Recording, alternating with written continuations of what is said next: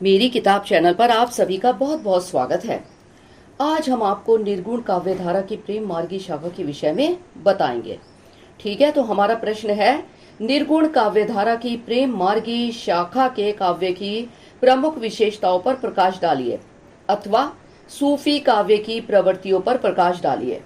ठीक है, इसका उत्तर है, हिंदी साहित्य के इतिहास में निर्गुण काव्यधारा के ज्ञान मार्गी संत कवियों ने भक्ति के जिस सामान्य मार्ग द्वारा हिंदू मुसलमानों में एकता स्थापित करने का प्रयास शुरू किया था, उसे विकसित करने में मुसलमान सूफी संतों ने अपना सतत सहयोग प्रदान किया।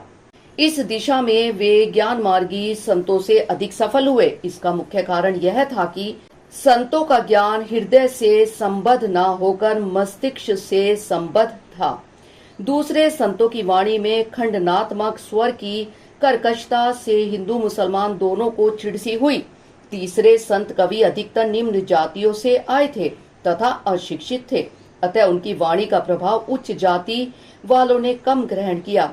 वह अधिकतर निम्न जातियों में ही लोकप्रिय हुए थे। निम्न वर्ग की इस प्रवृत्ति का लाभ संत कवियों द्वारा चलाए गए पंथों, कवि पंथ, नानक पंथ, दादू पंथ, मलूक पंथ आदि में इन संत कवियों की जीवनियों में चमत्कार पूर्ण घटनाएं जोड़ दी गई।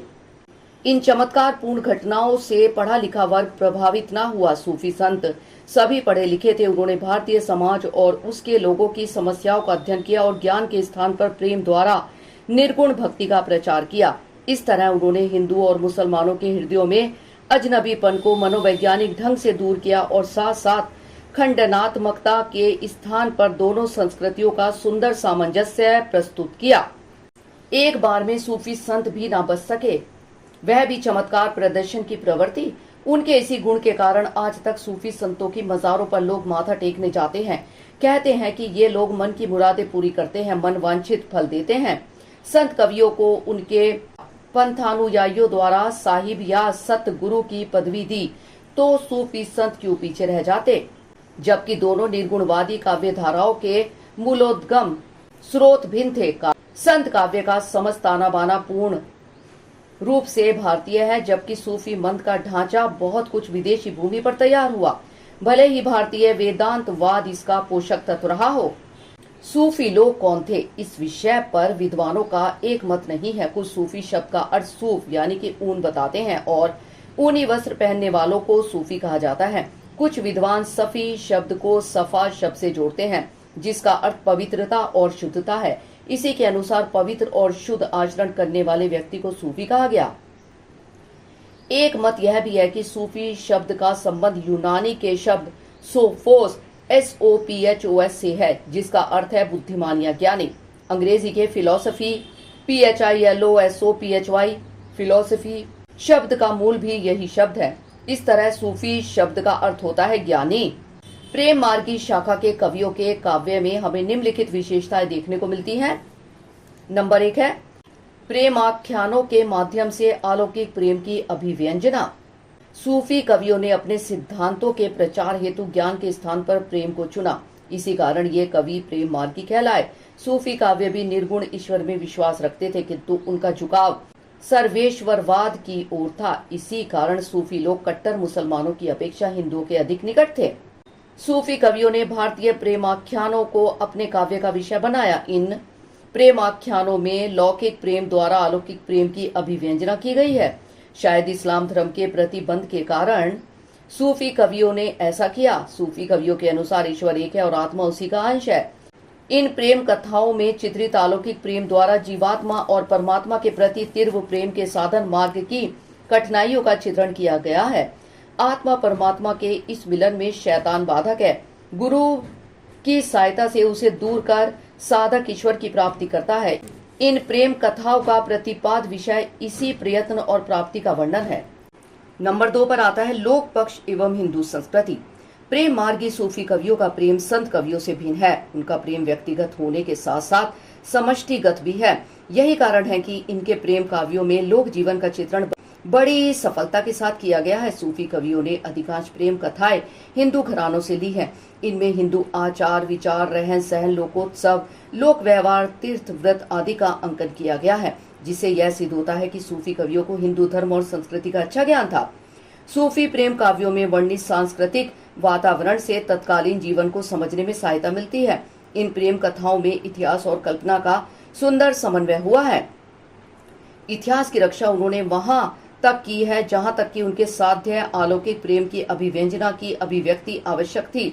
इस प्रकार सूफी कवियों ने हिंदू प्रेम कथाओं को आधार बनाकर अपने उदार धार्मिक सिद्धांतों का प्रचार किया।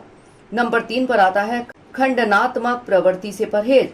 सूफी काव्य में किसी भी धर्म, जाति या संप्रदाय का खंडन मंडन नहीं किया गया।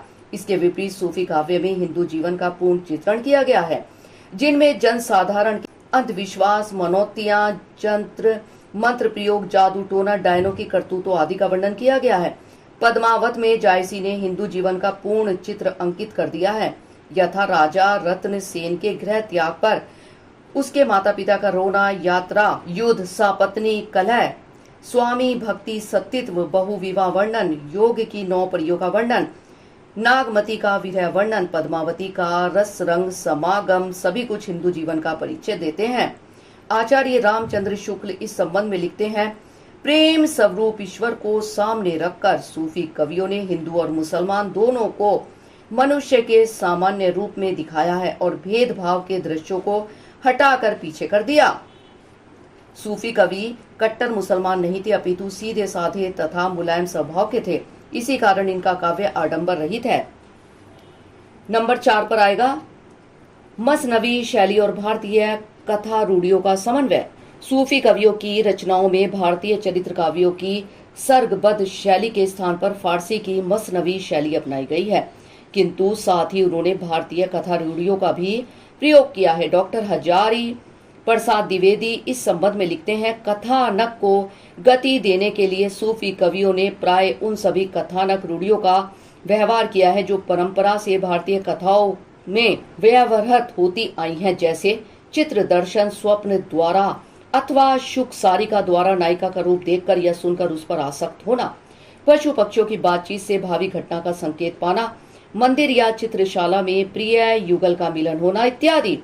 फारसी की मसनवी शैली के अनुसार उन्होंने अपने काव्यों में नायक के रूप में आत्मा को प्रेमिका यानी परमात्मा की प्राप्ति के लिए अत्यंत प्रयत्नशील दिखाया है, तो भारतीय पद्धति के अनुसार प्रेमिका स्त्री प्रेमी पुरुष की प्राप्ति के लिए प्रयत्नशील रहती है। जायसी ने पद्मावत में पद्मावती के सतीत्व एवं पति प्रेम के दृश्य अंकित करके भारतीय पद्धति का भी निर्वाह किया है। इसी प्रकार सूफी कवियों ने हिंदू मुसलमान संस्कृतियों के समन्वय ने संत कवियों के अधूरे काम को अपने हृदय स्पंदनात्मक साहित्य से पूरा किया। नंबर 5 पर आएगा प्रबंध काव्य शैली। सूफी काव्य ग्रंथ अधिकतर प्रबंध शैली में लिखे गए हैं। सूफी कवियों ने अपने उद्देश्य की अनुकूलता के लिए कहानी की घटनाओं में अपेक्षित परिवर्तन एवं परिवर्धन भी किया, किंतु काव्योचित वस्तु एवं घटना वर्णन में जो प्रवाह और गति अपेक्षित है, प्राय इन काव्यों में उसका अभाव है। इसका मुख्य कारण यह है कि सूफी कवियों का ध्यान मुख्यतः अलौकिक प्रेम की अभिव्यंजना पर ही केंद्रित रहा है। उन्होंने इस उद्देश्य की पूर्ति हेतु जितने वस्तु वर्णन की आवश्यकता पड़ी, उन्होंने उसका प्रयोग किया। प्रबंध काव्योचित जीवन के विविध दृश्य इन काव्यों में नहीं है। सूफी कवि जायसी ने हिंदी साहित्य को प्रथम प्रामाणिक महाकाव्य पद्मावत प्रदान किया। नंबर 6 रहस्यवाद। सूफी काव्य में रहस्यवाद के भी दर्शन होते हैं, किंतु इसका रहस्यवाद कबीर तथा सिद्धों के रहस्यवाद से भिन्न था। संत कवियों का रहस्यवाद ज्ञान पर आधारित होने के कारण नीरस था, किंतु सूफी कवियों का रहस्यवाद सरल है। इसमें हृदय की अनुभूतियों को स्थान मिला है। सूफियों ने ईश्वर और जगत दोनों को सत्य माना है। जब ईश्वर को हम सत्य मानते हैं तो उसका बनाया जगत असत्य कैसे हो सकता है, ऐसा सूफियों का मानना है। इसी आधार पर सूफी कवियों ने रहस्यवाद की सुंदर अभिव्यक्ति की है। नंबर 7 पर नायक के चरित्र चित्रण पर बल। सूफी काव्य में नायक के चरित्र चित्रण की ओर विशेष ध्यान दिया गया, क्योंकि वही उनकी सिद्धि का साधक है। इसी कारण सूफी काव्यों में नायक अनेक कठिनाइयों को पार करता हुआ लक्ष्य की सिद्धि करता है। नायक के माध्यम से ही सूफियों ने अपने विचारों का प्रचार किया। नंबर 8 नारी चित्रण। सूफी कवियों ने संत कवियों की तरह नारी को साधना में बाधक नहीं माना और न ही उससे बचकर रहने का उपदेश दिया। उन्होंने तो नारी को परमात्मा रूप में चित्रित किया तथा उसे सिद्ध प्राप्त करने में सहायक माना। नंबर 9 श्रृंगार रस की प्रधानता। सूफी काव्य अधिकांशतः प्रेम काव्य ही है, अतः इसमें श्रृंगार रस की प्रधानता होना स्वाभाविक ही है। सूफी काव्य में श्रृंगार की दोनों अवस्थाओं, संयोग और वियोग का सुंदर चित्रण हुआ है, किंतु वियोग वर्णन सूफी काव्य की एक बड़ी विशेषता है। इसी कारण सूफी कवि अमर हो गए। अंत में हमारा आता है भाषा शैली। सूफी कवियों ने लोक भाषा, अवधि तथा दोहा, चौपाई शैली को अपने काव्य में स्थान दिया। आगे चलकर तुलसी ने भी इसी भाषा में मानस की रचना की। अलंकारों की दृष्टि से उन्होंने प्रचलित परंपरा को भी अपनाया। रूपक, उपमा और उत्प्रेक्षा अलंकारों का प्रयोग अति सुंदर बन पड़ा है।